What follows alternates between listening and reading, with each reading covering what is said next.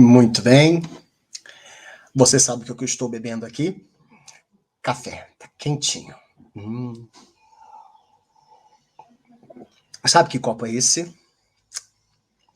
Copo de requeijão Itambé. Não tem patrocínio não, tá? Eu tô com uma tosse chata. Vocês não reparem, não tô precisando tomar isso aqui para não ficar tossindo direto. Mas tá bom, rapaz. Vamos lá. Vamos pensar hoje um pouquinho, sabe, sobre minha história com o calvinismo. E eu queria dizer para vocês já de antemão aqui que eu não era arminiano, como nenhum batista da Convenção Batista Brasileira, pelo menos, tá? Desconheço sobre a Convenção Batista Nacional, CBN. Houve a ruptura em 79, se não me falha a memória, com a questão do pentecostalismo, né? A questão das divergências a respeito das doutrinas do Espírito Santo, não questionando em si a questão de ser a terceira pessoa da Trindade, mas a operação por meio dos dons, a ideia do cessacionismo ou não, né? Então, eu não tenho conhecimento. Mas, em relação à Convenção Batista Brasileira, é conhecido que nós nunca cremos que a salvação se perde. Batistas não creem, em sua história, em momento algum, que eu conheça pelo menos, que a salvação possa ser perdida. E essa é uma doutrina arminiana. O último ponto defendido dos seguidores de Armínio, Jacobus Armínios, é que aquele que é salvo pode cair do estado de salvo. Nós veremos um pouco mais sobre isso ao longo dessa websérie, mas a gente hoje vai pensar aqui que ser arminiano é mais do que aquilo que os batistas são, mesmo quando questionam o calvinismo. Nenhum batista que de fato leve a sua doutrina em consideração, leve a sério, crê na perda da salvação, tá? Nós cremos que uma vez salvo, salvo para sempre. As implicações disso ou não fica mais para frente, tá bom? Mas seja muito bem-vindo nesse momento em que a gente vai estar estudando aqui. Eu me esqueci de fazer isso no início. É bom ter vocês de novo, tá bom? Espero em Deus que a gente possa crescer juntos. Mas fique claro isso. Batistas, por convicção, desde o início da sua história, não creram na perda da salvação. Os arminianos, sim. O seu último ponto de defesa, você pode pesquisar a história disso melhor na internet. Há muita coisa aí no YouTube para você saber melhor sobre isso. Não sou historiador, não tenho conhecimento pleno dessas questões todas, conheço muito superficialmente, mas sei que batistas em sua história sempre creram que a salvação é eterna, tá bom? Bom, pensando na questão aqui já importante, o que é ser arminiano, o que é ser calvinista? A grosso modo, muito aqui rudimentar, mas de forma didática e fácil para quem não é do público de seminário, de academia, poderíamos dizer o seguinte: os calvinistas, na verdade, a gente não poderia chamar exatamente assim, porque as doutrinas calvinistas elas são anteriores ao Calvino. Então, na verdade, a gente diria que, por exemplo, Santo Agostinho era calvinista, seria um anacronismo, né? Não daria certo. É mais fácil dizer que Calvino era agostiniano, né? Perdão mesmo, tá? Se acontecer de novo, vocês me perdoem. Mas crer na monergia, né, ou no monergismo, nessa ideia de que somente Deus pode salvar o pecador, é muito anterior a Calvino. Pesquisa lá, você vai encontrar isso aí, muito material legal que tem na internet. Não é meu propósito aqui aprofundar nessa questão histórica totalmente. Até porque hoje eu quero falar sobre a minha história com o calvinismo. Haverá um momento da gente aprofundar mais historicamente também. Então, houve essa defesa ao longo da história e também houve a ideia sinergista, ou a sinergia na salvação. Qual é a ideia? Que não Deus sozinho, de forma unilateral, opera a salvação de uma pessoa, mas há uma sinergia, né? Há uma junção de forças em que Deus faz algumas coisas e nós temos que tomar alguma posição para que essas forças unidas façam a salvação ser executada na vida de alguém. Então, Cristo não faz a sua obra para que efetivamente salve pecadores, mas para possibilitar que pecadores tomem a decisão de serem salvos, tá? Essa é uma questão já muito anterior a Calvino. A gente fala sobre o calvinismo porque na Reforma Protestante isso foi trazido de volta, né? Essa temática de forma muito mais relevante, já que agora a igreja não era mais somente a Igreja Católica, nós temos aí oficialmente reconhecido pelos estados e vários países aí as religiões, as novas denominações protestantes, né? A Inglaterra se torna anglicana, aí nós temos o calvinismo lá de João Calvino em Genebra, na Suíça, nós temos os batistas que vão surgir de forma oficial em 1609 ali, depois 1612 com a sua primeira declaração de fé, se não me falha a memória, em 1644, depois 1689 aquela declaração final, que inclusive é editada pela editora Fiel. Então nós temos aí um vasto material que fale sobre isso, a gente vai falar um pouco mais sobre isso quando a gente voltar. O meu ponto é demonstrar para vocês que isso é uma coisa antiga e que esses grupos se dividem da seguinte forma, os arminianos e os calvinistas. Os arminianos, respondendo aos calvinistas, disseram, dentre várias outras coisas que a gente também vai ver ao longo da websérie, que a salvação não é unilateralmente operada por Deus. Ela é operada também pela vontade humana. Deus pagou, por meio de Cristo, o preço da salvação. Mas o homem deve exercer livremente a sua fé, e Deus deu isso a todos os homens, não a um grupo eleito, por sua graça somente. E os calvinistas não creem assim, né? Eles defenderam que Deus unilateralmente olhou desde a eternidade por seu amor e somente por seu amor, sem nada previamente visto, prescientemente determinado na vida das pessoas que ele escolheu, mas somente pelo seu amor incondicional salvar um povo por quem ele trabalha e efetivamente salvará. Ele não possibilita, ele executa a salvação desse povo. A gente fala arminiano porque quem defendeu na época da Reforma Protestante essa visão sinergista, a visão sinergista, foi Jacobus Arminius, especialmente seus seguidores que sistematizaram seus pensamentos. E nós chamamos de calvinistas aqueles que seguiram o pensamento sistematizado de João Calvino, né? Especialmente ali nas suas institutas, tá bom? E por isso tem essa divisão. Pois bem, o que a editora Fiel tem a ver com isso? Ela produzia, eu não sei se ela produz ainda, sinceramente eu não sei. Se tiver, deve ser só virtual agora. Mas ela produzia uma revistinha chamada Fé para Hoje. Essa revistinha aqui, ó. Eu não sei quantos se lembram, né? Deixa eu tirar aqui minha luz que está atrapalhando. Jesus do céu, como é que faz? É aqui. Tá bom? Essa revistinha aqui. Se vocês podem ver aqui, eu não sei se vai dar para enxergar, mas essa é do ano de 2004. Eu ainda não era casado. Eu me casei em 18 de dezembro de 2004. E eu me lembro que essa revistinha apareceu na minha casa. Eu tinha me formado no seminário em 2003. Eu ainda não tinha sido ordenado. Já namorava minha esposa nesse período, já há quase 7 anos. Perdão. E estávamos para casar. E chegou essa revistinha lá em casa. Um dos artigos dela é esse aqui. O calvinismo aniquila o evangelismo? O seguinte é a escravidão da vontade. Gente, quando eu li esses artigos, eu tremi. Primeiro fiquei com raiva. Lembra que eu falei na apresentação da websérie que teve colega dizendo que isso é coisa do diabo, não de calvinismo? Eu pensei que era. Rapaz, eu fiquei muito ruim, mas fiquei com raiva desse negócio, porque quando eu li, eu não consegui responder. Eu não consegui contrapor.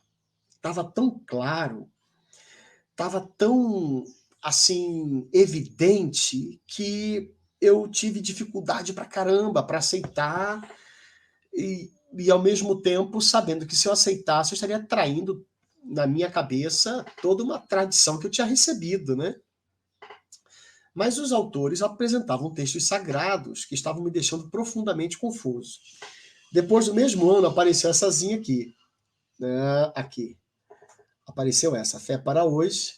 E aí, de novo, e a editora Fiel sempre foi boa defensora do calvinismo, né? E ela traz um dos artigos da revistinha, como a doutrina afeta o evangelismo. E mais uma vez mostrando a importância de boa doutrina, e no caso para eles a doutrina calvinista, para que o evangelismo possa ser efetivo de fato. E aí pronto, aí eu comecei a ter que me debruçar, estudar, e veio aparecendo essas revistinhas, parece que era uma a cada 6 meses que eles doavam. Eu não sei como conseguiram o meu contato, eu não sei como conseguiram o meu endereço, eu sei que eu fui predestinado. Eu fui eleito. Se não tem predestinação de Deus para a salvação, tem da editora Fiel para os seus leitores, porque eu fui predestinado pela editora Fiel. E eu tenho hoje aqui, ó, uma coleçãozinha pequena. Olha, são várias revistinhas. Eu tenho 1, 2, 3, 4, 5, 6, 7, 8, 9 que eu consegui achar rapidinho aqui para gravar esse vídeo. Gente, eu dou graças a Deus por esse conteúdo. Inclusive, não está aqui, mas nós fizemos o estudo da nossa igreja sobre as 9 marcas, não sei, 9 marcas, permitido pela editora Fiel à época, que nos disponibilizou o PDF da revistinha e conseguimos aqui estudar na nossa igreja, né? E foi muito bom estudar esse texto com a nossa amada igreja, viu? Mas foi assim que a editora Fiel se tornou culpada pelo meu calvinismo, viu? Eu louvo a Deus por essa editora, já estive inclusive na Conferência Fiel para Pastores e Líderes. Se não me falha a memória, não, me falha a memória. Está me falhando a memória. Foi quando John Piper esteve no Brasil falando sobre evangelismo e missões. Foi maravilhoso, foi depois de um ano sabático que ele teve, ele trouxe uma exposição sobre a oração de Jesus, né? A oração que Jesus nos ensinou, e foi fantástico, foi muito bom, né? E já tive algumas experiências por causa da editora Fiel, somos parceiros como igreja, inclusive, né? É uma bênção, uma editora muito abençoada, louva a Deus pela vida desses irmãos. Muito bem, assim começou a história, tá? E depois eu vou trazer para vocês, quando a gente expor os 5 pontos do calvinismo, como que naturalmente a gente vê que não há heresia, né? Pode até haver dificuldade, pode haver discordância, mas não é algo como alguém dizer que Jesus não nasceu de um nascimento virginal. Não é algo como alguém afirmar que o Espírito Santo não é Deus, é apenas uma força divina. Não é algo como afirmar que a Bíblia não é a palavra de Deus. Se a gente discorda, discorda por questões, como eu já disse, periféricas da fé. São muito periféricas, mas certamente muito contundentes e que bateram forte nesse rapaz aqui, viu? Bom, nesses artigos e em tantos outros que foram aparecendo, alguns textos que passaram batidos antes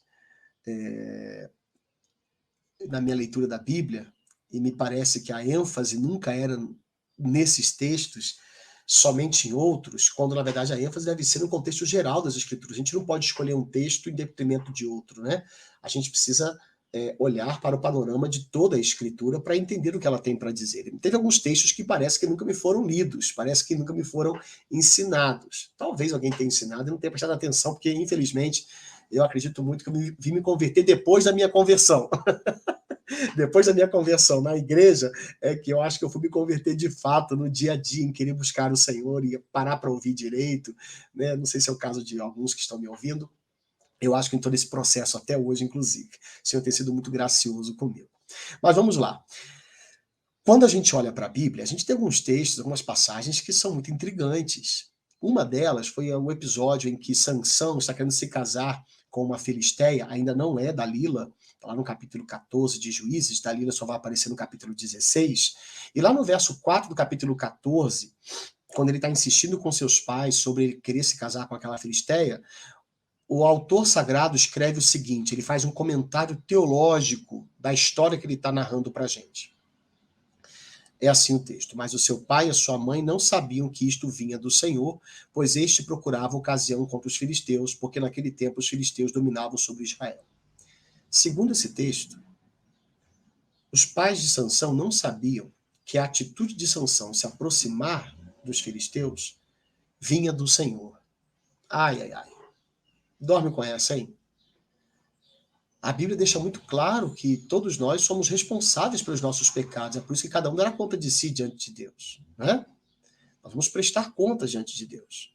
No entanto, de forma misteriosa, a Bíblia também revela, e igualmente importante essa revelação, ela revela que Deus é Senhor soberano sobre todos os atos humanos, até os atos pecaminosos. E isso para mim passou batido. Está aqui no texto. Inquestionavelmente no texto. Está escrito. Eles não sabiam que isto que? A aproximação de Sansão da mulher filisteia. Outro texto interessante é do Salmo 105, verso 25. O Salmo vai trazendo um histórico da ação de Deus, benevolente, e a ação pecaminosa do povo o tempo todo. Mas Deus cuidando sempre do povo da aliança. Os Salmos 105 e 106 são salmos irmãos, né? Deus agindo no Salmo 105 e o povo pecando no Salmo 106, né? Mas no verso 25 diz o seguinte, que Deus, pode ver o verso 24 que o contexto é esse, primeiro Deus fez o povo muito fecundo lá no Egito, agora no verso 25, Deus mudou o coração dos egípcios para que odiassem o seu povo e usassem de astúcia para com os seus servos. Eita! Dorme com essa. Deus mudou o coração dos egípcios. Foi ele que tornou propício no início e foi ele que mudou para que pudessem agora odiar o seu povo. Está na Bíblia, na mesma Bíblia que a gente sempre leu. E por que a gente quase nunca ouve falar disso em púlpito batista? É uma coisa para a gente pensar. Pois bem, indo um pouco mais. Lá na narrativa que Daniel, o profeta, faz, né, no período posterior ao cativeiro, quando ele já no alto dos seus 85, 86 anos de idade ali, escrevendo a sua profecia, ele vai contar o que aconteceu e ele vai dizer que o Senhor entregou nas mãos dele quem? Nabucodonosor, Joaquim, entregou Joaquim nas mãos de Nabucodonosor. Joaquim era rei de Judá, né? E alguns dos utensílios da casa de Deus. Está no verso 2, a parte A. Diz que o Senhor entregou tanto o rei de Judá nas mãos de Nabucodonosor, como também alguns dos utensílios da casa de Deus, para serem levados para a casa do Deus da Babilônia. É o que diz a sequência do texto. A visão de Daniel era de que Deus estava dirigindo soberanamente todas as coisas. E foi ele quem deu tanto o rei de Judá quanto as coisas sagradas do templo para Nabucodonosor levar. Tá vendo? Esse é o Antigo Testamento. Eu peguei aqui uns textos, poucos. A gente vai estudar muito mais passagens daqui por diante, não nessa live de hoje aqui, nesse vídeo de hoje, perdão, mas a gente vai fazer, sim, com certeza, muitos estudos de outros textos. No entanto, esses já dão para perceber no Antigo Testamento que há uma clara visão de que Deus dirige soberanamente a história, né? Depois nós vamos olhar no Novo Testamento e num texto que a gente cita muito de Mateus, que é o texto de Mateus 11, 28, né? Vinde a mim, todos os que estão cansados, sobrecarregados, né? Todos vocês que estão cansados, sobrecarregados, venham a mim. Estou botando a conjugação certa aqui, mais moderninha, né? Venham a mim, vocês que estão cansados, sobrecarregados, eu vou aliviar vocês. Na versão que a gente decorou mais antiga, vinde a mim, todos que estáis cansados, sobrecarregados, eu vos aliviarei. Peraí. Todos, viu, pastor? É todo mundo, o convite é para todo mundo. Não, não é não. Verso 27, quando tem um 28, olha, não é sempre, mas de vez em quando tem que olhar. Quando tem um 28, tem um 27 antes. É ou não é? Vê na sua Bíblia aí. Eu acho até que em todos. Desculpa a brincadeira, mas a gente usa muito texto fora de contexto.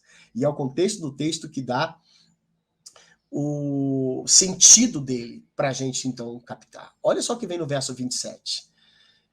Tudo me foi entregue por meu Pai. Ninguém conhece o Filho a não ser o Pai, e ninguém conhece o Pai a não ser o Filho, e aquele a quem o Filho o quiser revelar. E esse texto está depois dos versos que vem antes do 27, que fala de Jesus exclamando diante de Deus, do Pai, a beleza de Deus ter escolhido soberanamente ocultar o seu reino dos sábios entendidos e revelá-lo apenas aos pequeninos e humildes. E aí ele fala isso. O meu Pai só é revelado a quem o Filho quiser revelar. Parece muito texto joanino, inclusive, né? Especialmente ali no capítulo 6 de João. Pois bem, está aí na Bíblia, lá em Mateus. logo antes daquele convite, o que obviamente dá o contexto do texto. Todos ali não se refere aos sábios entendidos do mundo, se refere aos humildes de coração. Que coisa, hein? E há alguém humilde de coração em si mesmo? Fica para a próxima. Vamos lá. Perdão. Aqui agora nós temos João 3, não 16, tão decorado, né? Talvez o mais decorado de todo, mas o 36, que termina o capítulo 3, que diz algo estarrecedor. Diz assim, olha, por isso, quem crê no Filho tem a vida eterna. Quem se mantém rebelde contra o Filho não verá a vida, mas sobre ele, qualquer versão da Bíblia vai trazer a mesma coisa, permanece a ira de Deus. Não vem a ira, permanece, já estava. Como é que ninguém me contou isso? Né? Olha, a gente prega, né? Deus ama todo mundo, ele tá ali quase que roendo unhas, né? Para ver você tomar a decisão, porque ele deu o filho, porque ele te ama, ele ama todo mundo, indistintamente, igualzinho. Cada ser humano igual. Nesse texto, aquele que crê no filho é alvo do amor de Deus. Agora, aquele que não crê no filho, sobre ele permanece a ira de Deus. Contradição bíblica, quando a Bíblia fala que Deus amou o mundo de tal maneira, quem é mundo ali, hein? Fica para a próxima também, mas está o 36 aqui, se você nunca tinha visto, tá lá, mas sobre ele permanece a ira de Deus, tá bom? Outro texto interessante, ainda em João, capítulo 11, versos 51 e 52, me chamou a atenção de um jeito que arrebentou comigo. Diz assim, ora, Caifás não disse isto por conta própria, mas sendo sumo sacerdote naquele ano, profetizou que Jesus estava para morrer pela nação. Aqui o contexto é quando as autoridades do templo estão muito confusas sobre o que fazer com Jesus. Porque poderia haver uma insurgência contra Roma e muita gente ser morta. Mas se Jesus fosse morto sozinho, era melhor assim, melhor um morrer do que todo mundo.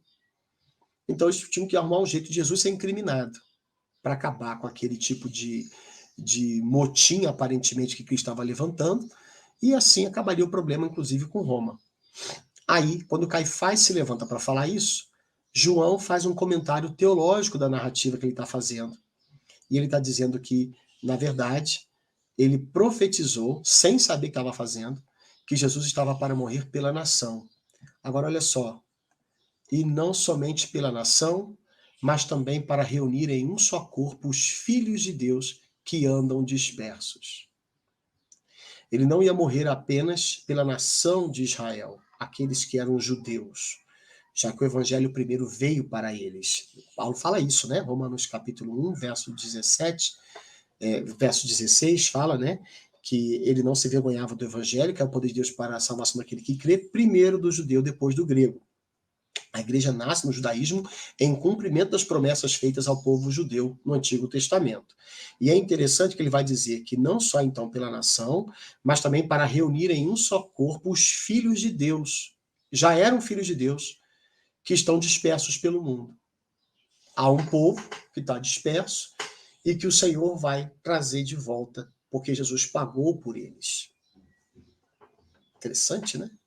Não pagou por todos. Pagou por aqueles que estavam dispersos, que já são do corpo dos filhos de Deus. Eita! Atos 13, 48 é uma passagem muito interessante, porque terminando o capítulo 13 ali, falando da viagem missionária de Paulo, nós vamos encontrar os gentios ouvindo isto, se alegravam e glorificavam a palavra do Senhor, e creram todos os que haviam sido destinados para a vida eterna. Meu Deus do céu. Está aí, claro, como água limpa, não é como água turva, não. Dizendo que os que creram eram aqueles que haviam sido destinados para a vida eterna.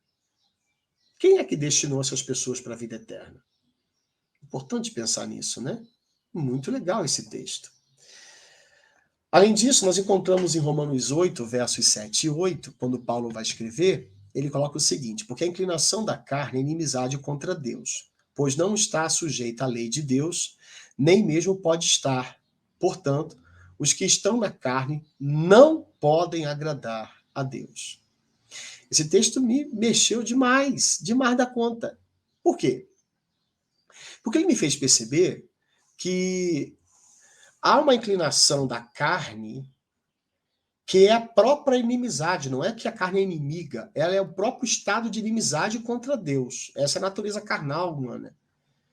Por quê? Porque ela não está sujeita à lei de Deus, mas ela não só está num estado de não poder estar, desculpe aqui o jogo de palavras estranho, mas ela não está apenas no estado de não poder estar sujeita.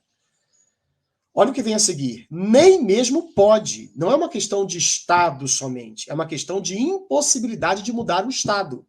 Entenderam? Portanto, ele vai completar como uma conclusão.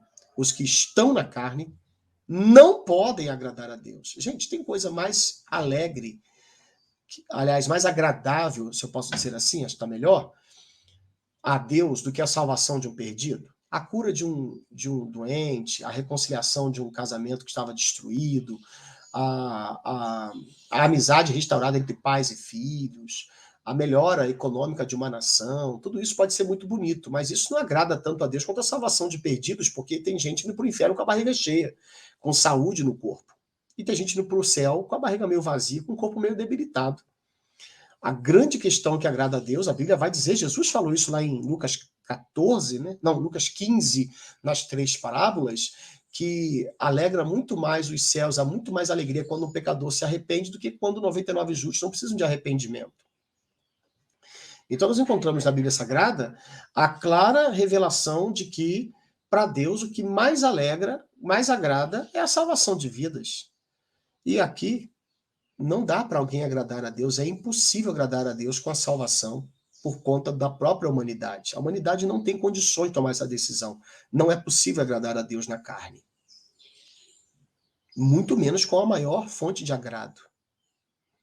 Por isso que não pode estar sujeita à lei de Deus a própria carne, porque a sua inclinação é inimizade contra Deus, né?